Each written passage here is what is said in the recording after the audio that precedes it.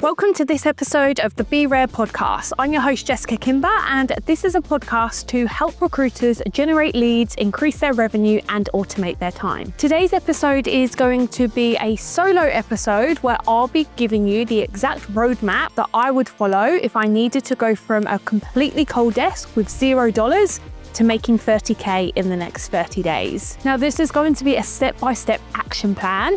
So get out your pens, get out your paper, and make sure you're taking a ton of notes, because this is something you can literally follow from today to generate 30K in the next 30 days on a completely cold desk. So let's get into it. Now, the very first thing that I would do is pick a niche. By picking a niche, you're going to be able to stay ultra focused, meaning that you're going to be able to spend your time wisely. If you're recruiting anything and everything, you've got one role over here that's a senior, one role over here that's a junior, you've got a high volume over here, you've got a C-suite role over here. It's so confusing, and where do you even start with that? You've got lots of different candidates and lots of different locations and lots of different companies with different requirements. Being a generalist recruiter is actually really difficult, and not because of your ability to recruit, but because of your ability to remain focused. Now, if you're not focused and you're all over the place doing a little bit of this and a little bit of that, the reality is you're always going to have a difficult time, because you genuinely cannot build a sustainable, consistent pipeline if you're all over the place. So you really need to be niching down. Now, you can niche down based on job title, industry, level of role, location. Some of my clients will even niche down based on whether they're offering RPO services versus contingent versus retained. So an example of that might be that they'll niche down based on selling retainers for salaries over $150,000 in a certain industry, for example. So being ultra niche is the best. And like I said, if you're still a little bit confused on what your niche is, definitely check out my other YouTube video, because I explain this in full detail. And you can literally create your niche in real time. So once I had identified my profitable niche, the second thing I would do is market map 100 potential clients. Why 100?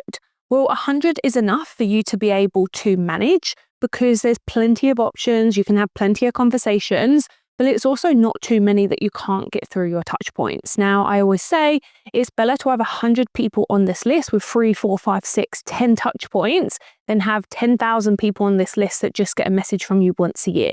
Again, it's really hard to convert that way. Like I said, once you pick your niche, map out 100 people who are your ideal audience. Now, I always go for hiring managers, not talent acquisition. Talent acquisition, you can get over the line eventually, but the reality is their job is to actually be the gatekeeper and not to use you. So unless you have 10 out of 10 candidates, it's really, really hard to get these people over the line quickly. So try and map out hiring managers.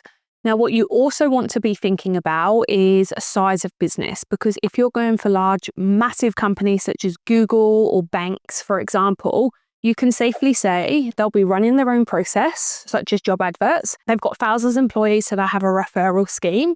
They will also have an internal recruitment team. They'll have PSAs or PSLs in place, which they probably renew every couple of years. You're already going into a market where there's going to be a ton of different objections. And again, can it be done? Absolutely. But you need to accept that that's going to be a longer sales cycle. And what you need to start with is those clients that are more likely to convert right now. So in my opinion, it does depend on industry. However, clients that are more likely to convert right now are those that are big enough that they want to scale, but small enough that they don't have all these other channels going on. They don't have all of the internal teams. So businesses from between about 50 to 200 staff, I find is a really, really good sweet spot for fast conversions. However, like I said, it is industry dependent as well. So this is where your industry knowledge comes in as well, to say, who are the people that need my help the most? When you know that, these are the people that you target. So once I had 100 people on my target list, the third step that I would follow is I would find 5 10 out of 10 candidates that were absolutely amazing. They had unique skill sets. They were hard to find that I could market out. Now, if you're operating in a niche where there's high demand, you're targeting hiring managers that are most likely to convert, and then you've got the goods, you've got the solution to their problem in the form of an amazing candidate, you absolutely will get interviews off the back of that. So I always recommend having 5 A-grade candidates in your talent pool at any one time. If one drops off for whatever reason, hopefully you place them. But if you don't, if they find another role, replenish this. Now, I say 5 because, again, it's easy to manage. If you've got 6, 7, perfect.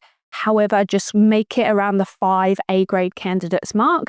And what you're doing is you're going out to these 100 people and you're putting together 3 dot points, not their CV, and definitely not their name or any identifiable details, which, by the way, side note on this, it is surprising how many recruiters I speak to and they just send CVs without having terms in place. Please stop doing that right now, because you are opening yourself up to so much risk.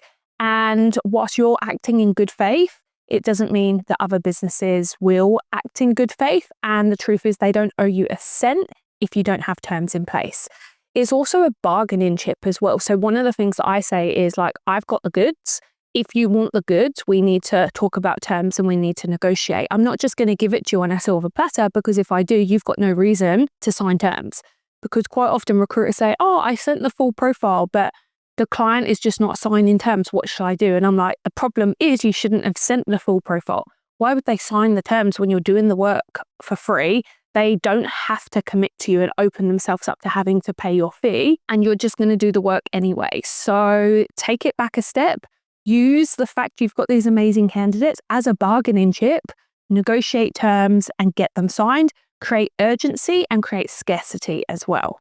If you want me to create a video about creating urgency and scarcity to get your clientele moving, to get them making decisions, let me know below in the comments, because this is one of the best sales techniques that you can use if you really want to scale your desk. Now, going back to the 5 A-grade candidates that I've got, what do I put as the 3 dot points? Well, the first one should be an outline of their skills and experience, particularly their skills that are unique, rare, or hard to find.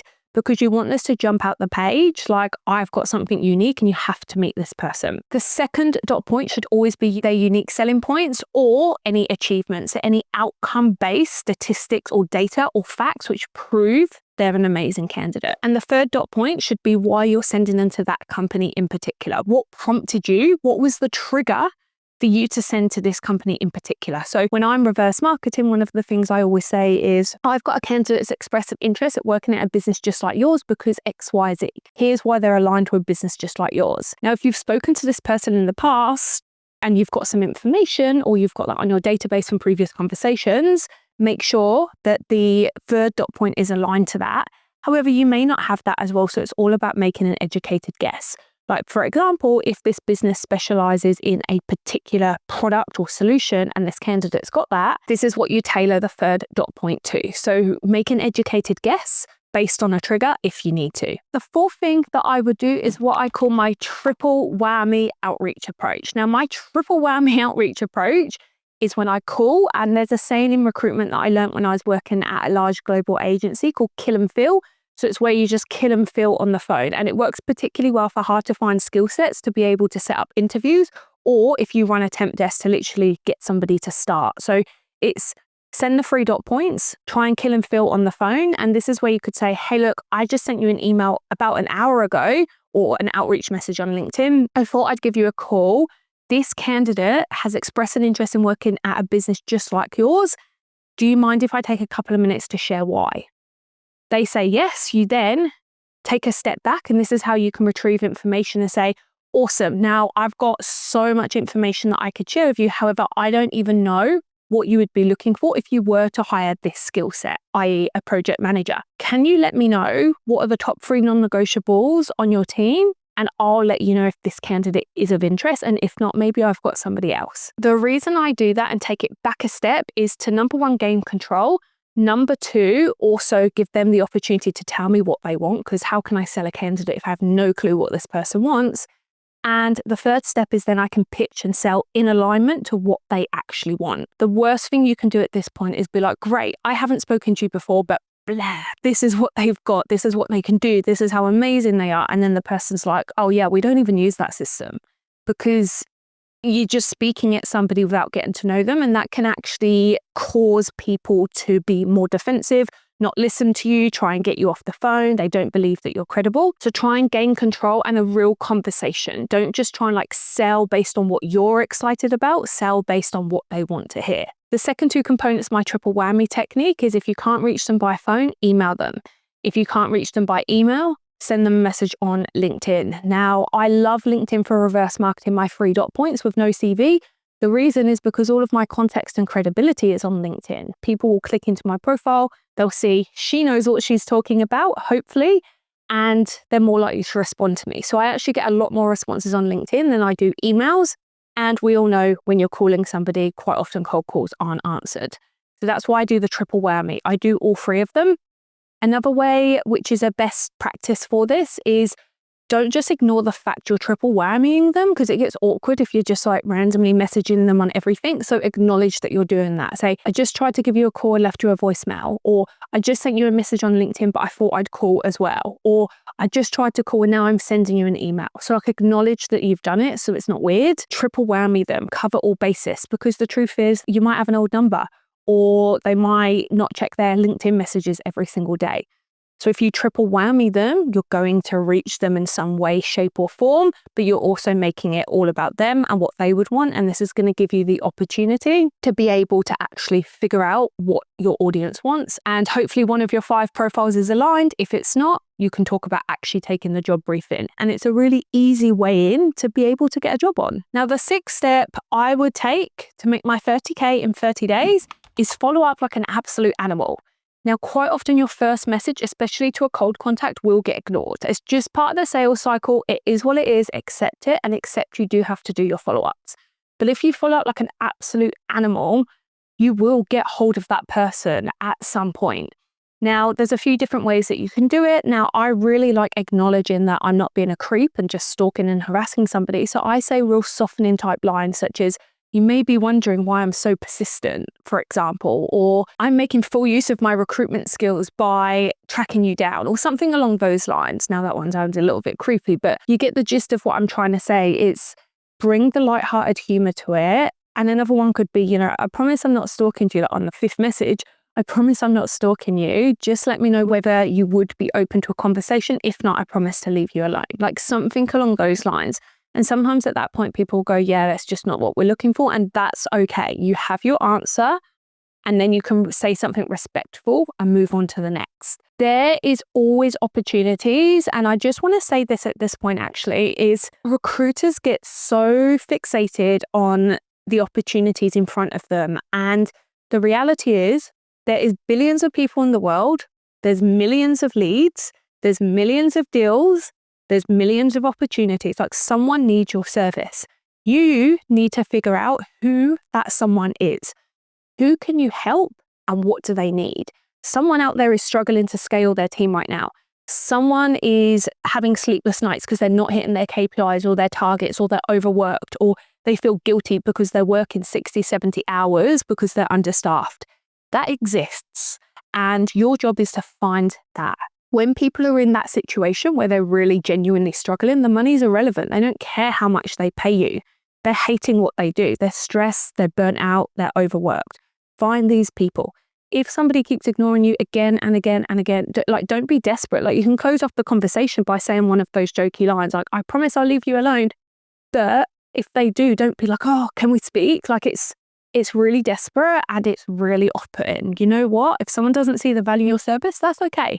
Move on to the next, and then control how you're perceived in the market by building an online personal brand. So you've got options. So you reach thousands of people per week. So you're visible in the market, because if you're creating content strategically, which is what I teach inside my BE RAIRE Academy, which is my online training programs, if you're creating content which handles objections, talks about the problems you solve, the values that you add, and shifts the perception and controls the narrative of you, you'll have opportunities, you'll have inbound leads.